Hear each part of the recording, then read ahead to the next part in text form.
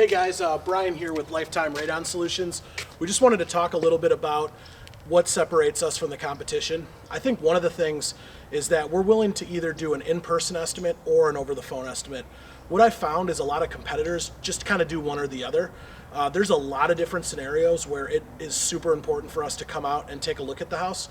The one that I can think of right off the top of my head is anytime there's a dirt or a gravel crawl space in the house, it's going to be really important for us to come out and get exact measurements of that crawl space so we know how much material. We can kind of look for different things in the crawl space like pillars that are coming up, and that'll help determine how much labor and time it's going to take for our guys to tape and wrap all around those. So that would be an instance where we would definitely need to come out. Another one would be an instance like this home here, where it's a real estate transaction, it's a vacant home. Both parties aren't super familiar with the house, and so the real estate agent has asked us to come out and take a look at the vacant property and just give them an estimate as to what it would cost. Sometimes people are just more comfortable with us coming out and walking through and just kind of explaining how the process works. So whatever the case may be, we're always willing to come out and do an in-person estimate. We do offer the convenience of over-the-phone estimates because a lot of people work during the day. Right now we're in the middle of the COVID-19 crisis, so there's a lot of people that just don't want us in their homes at this particular time for health-related reasons. So we're willing to adapt and really meet our customers where they're at. But what I want to talk to you guys about today is just the processes that we go through when we're doing an estimate, how we approach the home, how we take a look at where we're going to put the system, and really how we design the system as if it were our own. So come on, follow me, guys.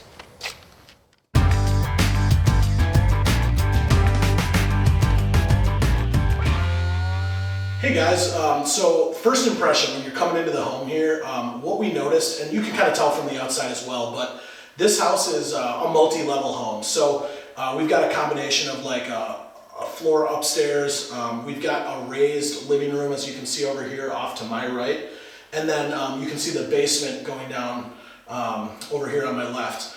And what that means is the vast majority of the house actually doesn't have any basement under it. So in this home, really the only part of the house that has a basement is over here where you see that raised living room. That's actually what the basement is underneath. So we're going to kind of take a look a little bit around here, just find out where the best case scenario to place the system is.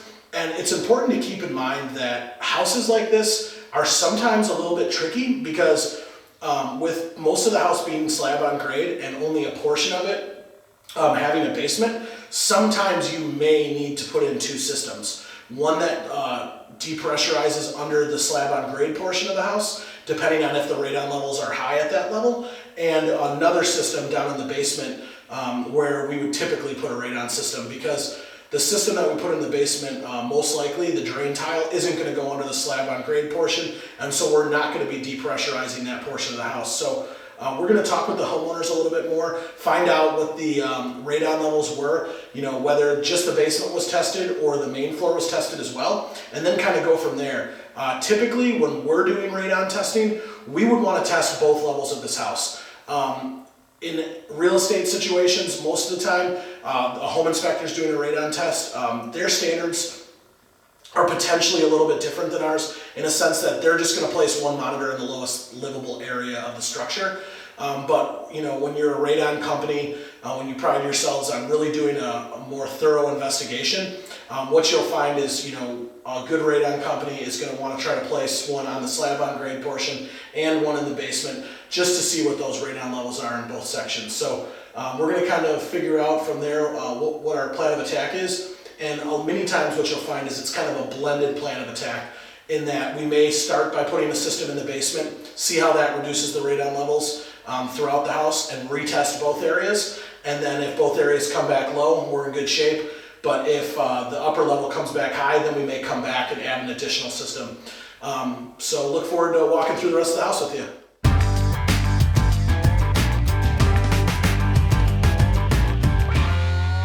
All right, so we did a little more investigation. We talked with the homeowners a little bit over the phone and got a little more information about the property. So what we found is when we came down in the basement, as I kind of explained before, most of the house isn't over the basement. It's mostly slab on grade. So this basement area is actually fairly small.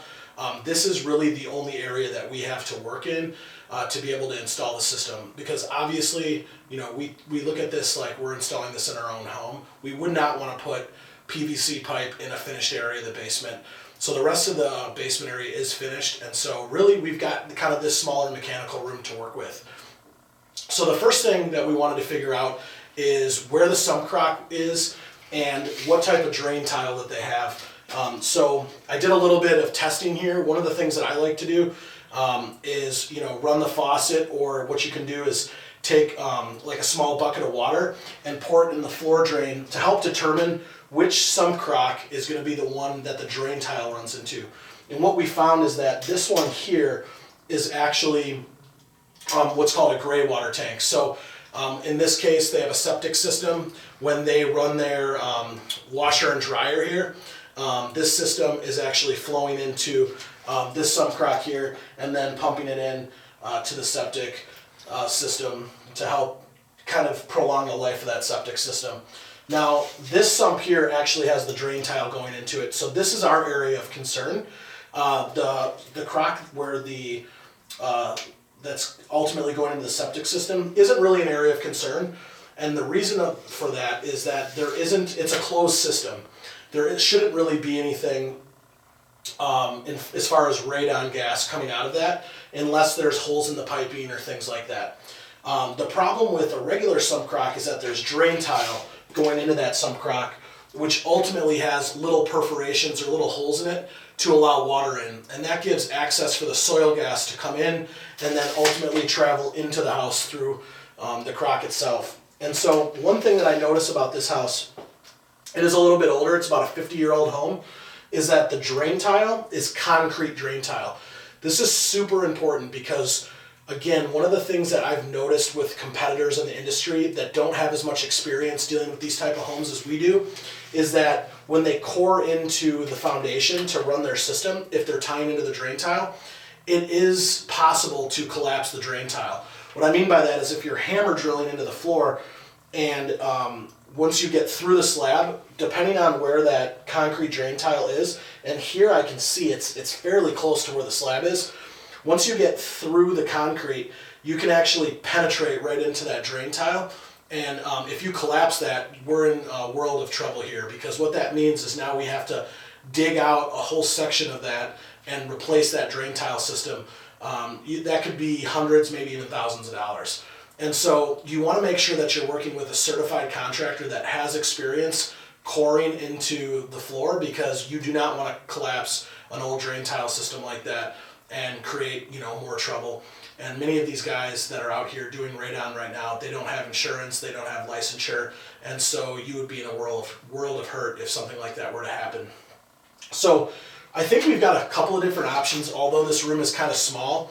And one of the options that I think we could do is we could run the radon system right out of the crock itself, and we could vent out on somewhere on this side portion of the house. And I'm not sure if you can hear me all that well, but I want to make sure that I'm just kind of showing you guys this area. We could probably exit the structure this way, and you can see that this is where like the furnace exhausts. There's also a gas line I can see going out that way. So that may be an option. The other option that we have is coming out this rear exterior wall. The tough part with this rear exterior wall is there's a lot of business going on over here. You've got these cabinets, you've got the panel. We want to make sure that we're 3 feet away from this panel, if we're running our vertical pipe in front of it, so that an electrician can access that. And then over here, you've got all your mechanicals like your furnace, your tankless water heater, things like that. So what we're probably going to do at this point is just take a look outside, see where the best place to place it on the exterior of the home would be, and then also see if we do go to this back side of the house, is there an area back here where we could exit and not disrupt the other mechanicals on this wall. So let's go take a look outside.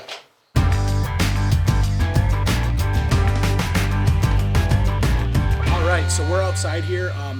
If you remember where those furnace exhausts that I was showing you down in the basement, that's going to be right here. And if you kind of pan out this way, you can see as you pull up to this beautiful property here, it's a beautiful wooded lot, beautiful home. What we don't want to do is probably put it over here if we can avoid it. And the reason being is every time somebody would pull up to the property, they're most likely going to be able to see this white PVC on the side of the house. So if we can go out that back way, I'm guessing that's what the homeowner's going to want for aesthetics. And so we're going to take a look at what the backside looks like. But if we needed to, we absolutely could have the system run up, at this side of the property. We would just go up and around the eave and vent just above the gutter line about 6 to 12 inches.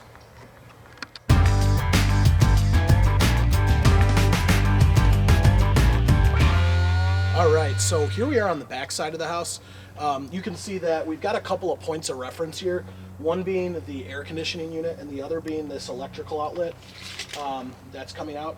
So I can see down in the basement exactly where that is. Talking with the homeowner, I was right about them probably not wanting to come over on that opposite side of the house. And there's actually a couple other advantages, I should say, of coming out this way as well. So it's going to be a little tricky in that instead of going through the rim joist, which we typically do in the basement, we're most likely going to have to go through the block, and we'll have to dig out some of this down here, some of the ground, to be able to have our pipe come up to the exterior. But the advantage is that in the state of Wisconsin, we're allowed to use a GFCI with a bubble cover for an electrical disconnect. So we can essentially put our radon system right here, and as long as this electrical disconnect is within 6 feet, we can plug our fan right into this GFCI outlet with a bubble cover, and that is going to save our customer a ton of money on having a professional electrician come out. Typically, what we want to do with a radon system is we want to hardwire the fan on the exterior of the home to an exterior toggle switch. That's the ideal way of doing it. Every state and every municipality is a little bit different. Here where we're at in this community here in Wisconsin, we have the option to do one or the other. And in this case, it's going to save our customer money, and that's what they want to do is plug it into this exterior outlet. But this isn't what we would typically do on a normal installation. And what we can do is just kind of hide that system right up along this chimney, and then go out and around the eave and over the gutter line about 6 to 12 inches. And this is on the back side of the house, so it's not going to be visible from the road. It's also far enough away from windows.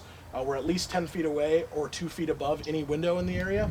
And the patio is over on this side of the house, so you're really not going to have to worry about hearing this or seeing this when you're outside having a barbecue or just enjoying time with friends and family. So this is going to be the best spot, I think, to put the system. And when it's all said and done, we'll get some nice shots, and you guys will see the finished product.